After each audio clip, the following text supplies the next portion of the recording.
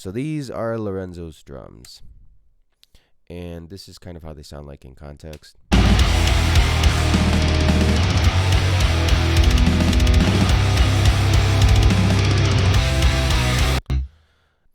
So let's break it down. Let's start with the kick.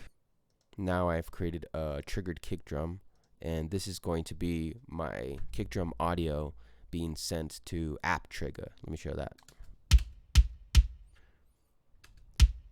Yeah, this is like perfect death metal kick, in my opinion. So on this track, I'm sending a sidechain compression duck. So that's whenever the kick drum hits, you'll actually have several dB of low end being removed from the bass guitar. Next, I just needed to process the kick drum sample a little bit, add a little bit of harmonics with this Son EQ, which is free and I recommend to anybody. I scooped the mids quite a little bit on 2K. You don't need anything underneath 30 hertz on this kick drum. And then it has this drive. It's kind of like a tube drive emulator. It sounds real good. Next is simple. I just have a Waves SSL, which is doing, I want to say about, 5 dB of compression. Next, I have snare.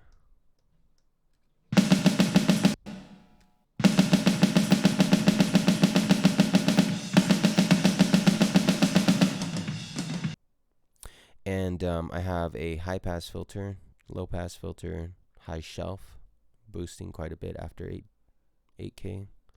Then scooping the mids quite a bit and reinforcing that fundamental tone, which is going to be somewhere around 130 hertz. And then I even out my dynamics with G-clip, which I like actually using clippers quite a bit on snare, but the issue is you end up bringing up a lot of cymbal bleed and stuff. So this is just really there to catch any abrasive peaks that I didn't mean to be there.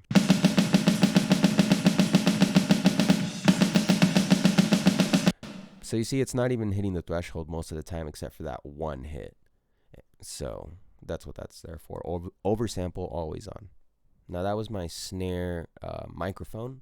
Now this is going to be my snare trigger, and this is the send that's going to a sidechain snare trigger auxiliary. Once again, I'm using Face Your Maker stuff. This trigger is really cool because it doesn't have a lot of sustain. It has a lot of attack, and the sustain kind of just comes from this stereo room microphone. And I have 2 hits. One of them is a hard hit and the other one is a medium hit. The blast beats are going to be medium hits. Ghost notes might be medium hits, although there's not really a lot in this song, but rolls are going to be medium hits. Hard hits are going to be just like a backbeat snare or anything that just is slower. So those are both being fed, snare microphone and snare trigger, to a snare bus, which at the beginning of it has this API compressor. Here's what it sounds like.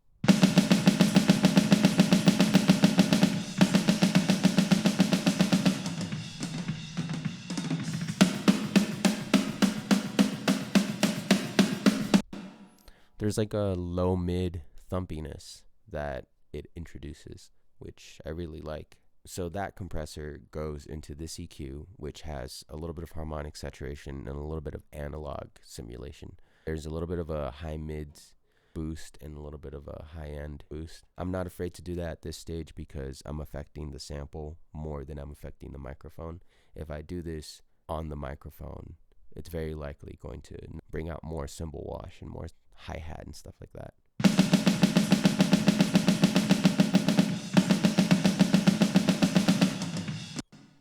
It's pretty subtle. All I have directly after that is another clipper with the oversample. And the distance between the blast beats and that threshold is much higher this time. So that's like, if something goes horribly wrong, that's what this is for. And all of that gets sent to a reverb. I used to do a parallel reverb sidechain sort of thing. It just sounds okay, and that's what I'm going with. So when it comes to the toms, here's what they sound like, the 3 of them.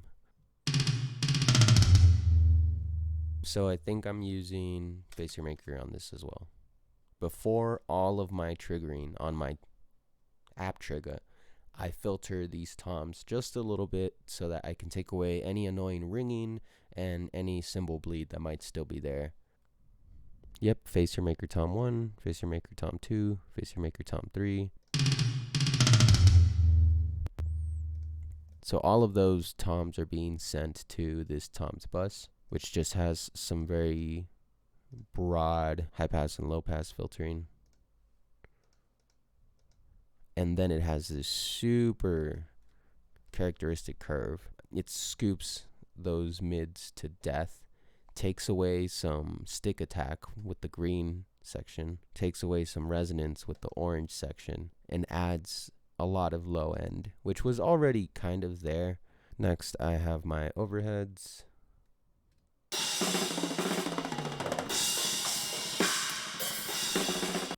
Which I don't do anything on them on the individual microphones. I do have quite a drastic high pass. Sounds super muddy. Those get sent to a compressor.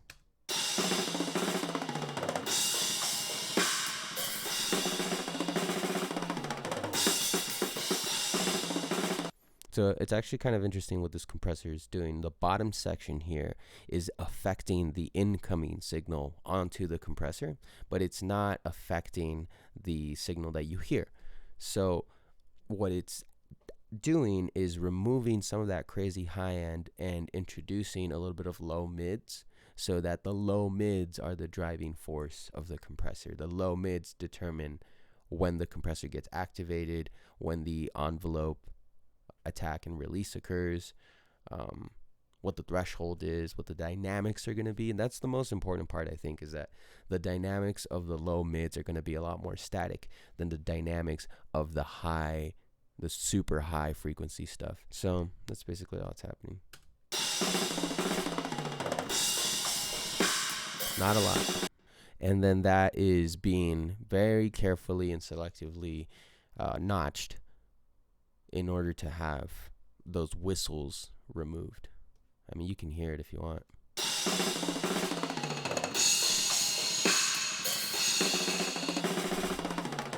And this might be the same in everyone's sessions, or relatively the same. So this is what those settings are.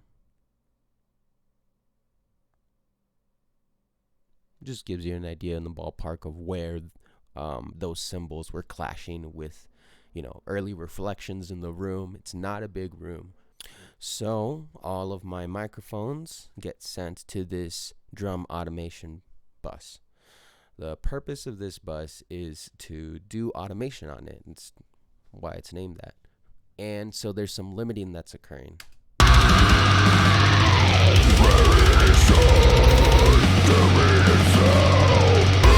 This guy right here, the Poik Child, is probably the most important thing. It just has like a lot of attack, and it actually adds quite a bit of volume in this particular instance.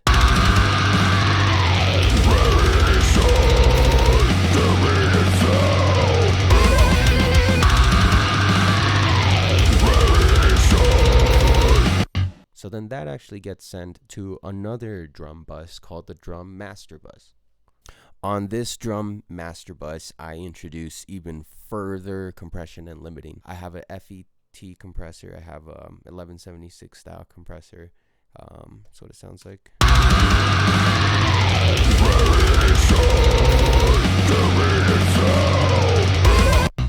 Being sidechained via the mix knob.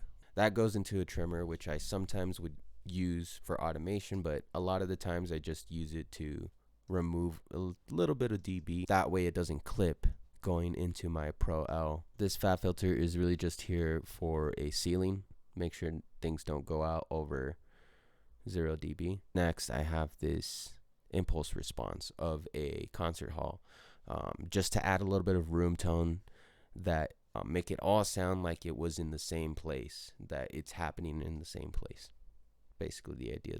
And then the final thing on my drum master bus is this VCC Slate Digital virtual channel, and I actually have these on all of my master buses for all of my instruments: guitar, vocals, bass.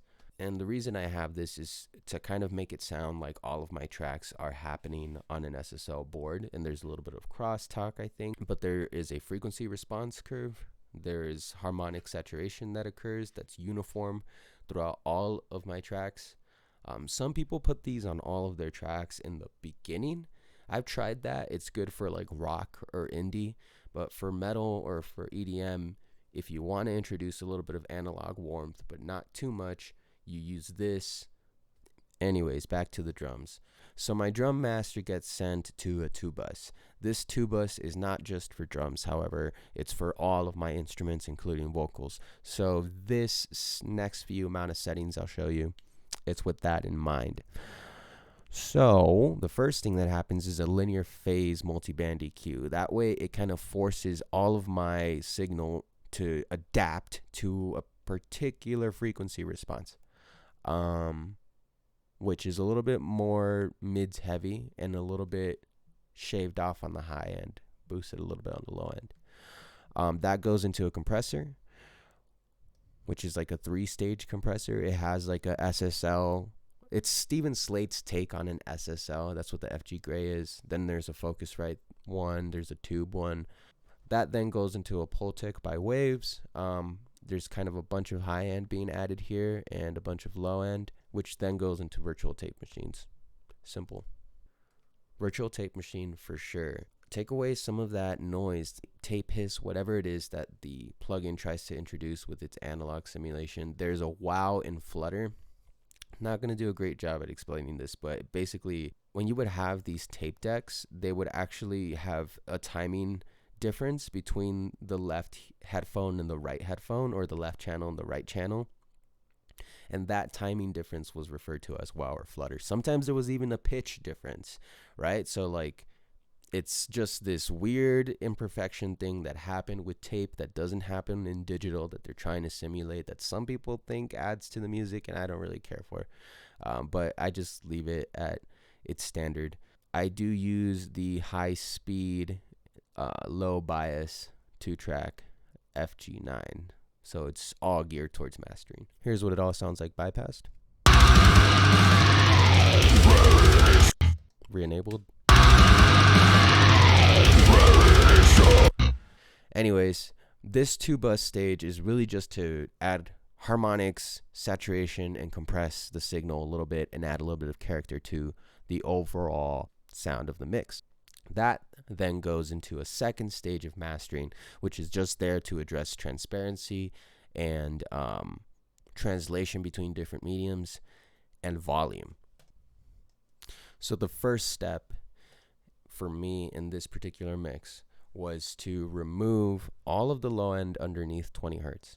I do the same thing at 80 hertz, but only at the sides. When it comes to mastering and how it's going to affect my limiting downstream and how it's going to affect my ability to get volume out of those limiters, that's when you need to make this decision and take away that low end from the sides. And that's also the same reason why I take away the low end at 20 hertz, because there's too much energy that is inaudible being sent to the limiters.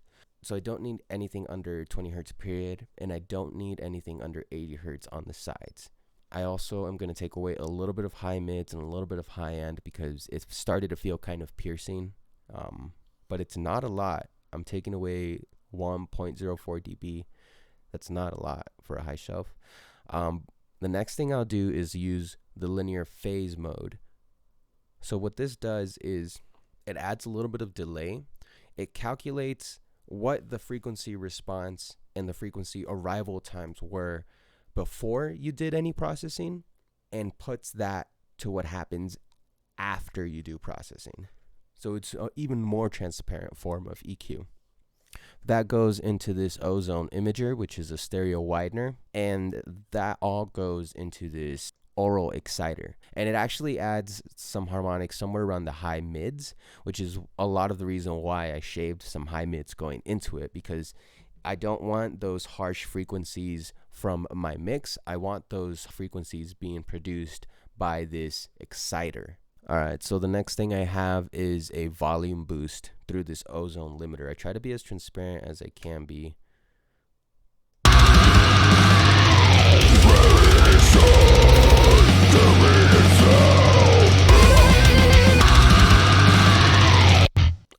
I'm using the IRC2 mode because it's supposed to be the digital transparent one. I'm using a slow character and independence, some stereo independence, mostly on the sustained instruments. An example of sustained instruments would be guitars, would be, I guess, cymbals, toms. You want that stuff to be dynamic. And the last thing that happens is a Pro L limiter, just for a little bit extra gain boost, oversampling on my final stage of limiting. Sometimes I do the dithering, but because this is going directly to a video, I want a 24-bit file. YouTube is going to do whatever it does with its magical algorithm to that audio. Spotify, whatever other streaming mediums, are going to use their own little compression algorithms on that audio file. You want the highest fidelity audio file. So that's basically it for the drums. Now, all of my mastering stages, both my volume stage and my tuba stage, those are all enabled while I'm mixing and while I'm tuning all of my individual tracks, like my drum microphone tracks. Having all of that stuff on helps you get to a final product faster. It's a mixing approach called a top-down mixing approach. There's a lot more information about that out there if you Google the words top-down mixing. And I'd be down to show you some more stuff later, maybe the bass. Just let me know. Cool.